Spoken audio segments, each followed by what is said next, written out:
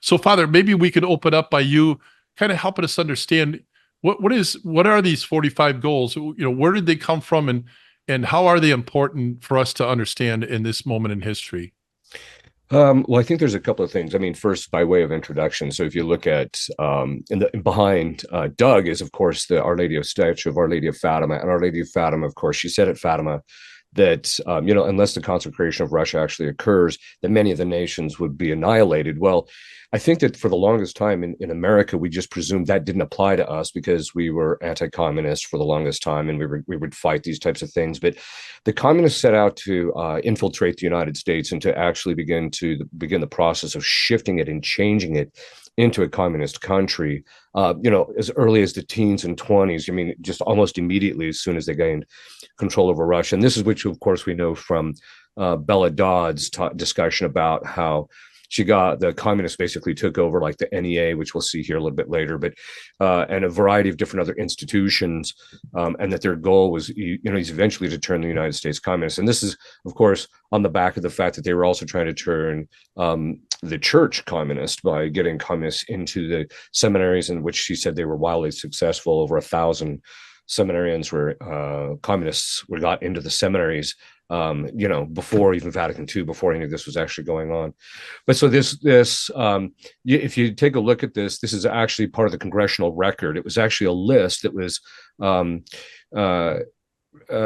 introduced. I think it comes originally from the book The Naked Communist by Cleo Skousen, who, if people haven't read that book, if you really want to understand that book, he actually wrote a trilogy: the Naked Communist, the Naked Capitalist, and the Naked Socialist. And each one deals with a different thing, but the Naked Communist is really basically what you start to find out is that, because his real question is why is it that all these rich people, that's the question he's answering in this, why is it that all these rich people are basically they push communism? And so he kind of answers that question. Well, in his book, he introduces into congressional record, and it was actually read on the congressional floor on Thursday, January 10th of 1963. He read these out loud, and as you read them, you begin to basically realize that the communists had achieved their goal by and large. There might be one or two here that they didn't fully achieve, or it wasn't really done, but in the end, they were wildly successful. And so that's kind of the general kind of the introduction of that's where it has come. So even in this country, but by the time, as you start to read through this, and as you read Skousen's book, what you begin to realize is that the communists had already infiltrated the certain sectors in the government already, especially the administrative side of the state, which we would call the deep state, or the state that's the kind of like the parallel government that is along with the elected government. Well, they had already kind of gotten in there and being appointed to those.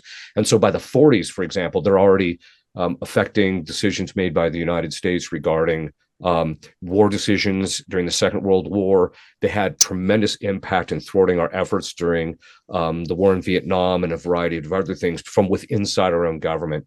But I think it would be good if we just went through, obviously we're not going to cover all 45, but if we just covered just even a few of these, I think people would get a sense of the fact that, part of this trial that we're going through is the fact that the United States is not immune from the warning that Our Lady gave at Fatima, that we too could be annihilated if we're not careful and we don't take the moral route.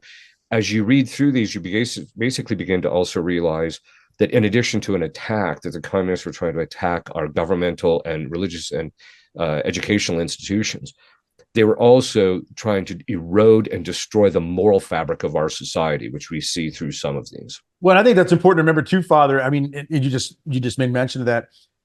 When you look at the Bolshevik Revolution and the things that took place over in Russia in 1917, when the revolution began, there was a lot of it wasn't just a government for state run. It was an effort to really tear down some of the most necessary and important moral foundations and pillars of a country.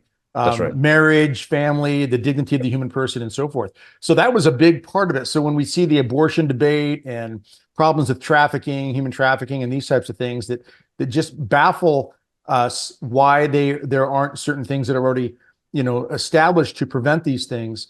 Well, this goes part and parcel with with what we saw back in 1917 with the Bolshevik Revolution. Is that accurate, you think? Yeah, that's absolutely correct. And so once they got into Russia, then as soon as they got into Russia, got ensconced and got set up, they immediately, and this is one of the things that Skozen talks about, they immediately set about trying to influence not just the United States, but a number of different countries through a variety of different means. And so this is because the thing with communism is it's not satisfied with its own little sphere.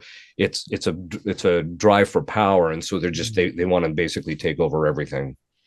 Yeah, which I think also, I'll throw this in real quick too, is, those people for example, in America who don't like American values, call it more conservative Judeo-Christian values. And people will say, well, look, if you don't like this, then just leave the country and go somewhere else. But their goal is not that they just want to go somewhere else. They want to change this country. That's right. Into what is anti-Judeo-Christian values. Is that right? Spot on, you think?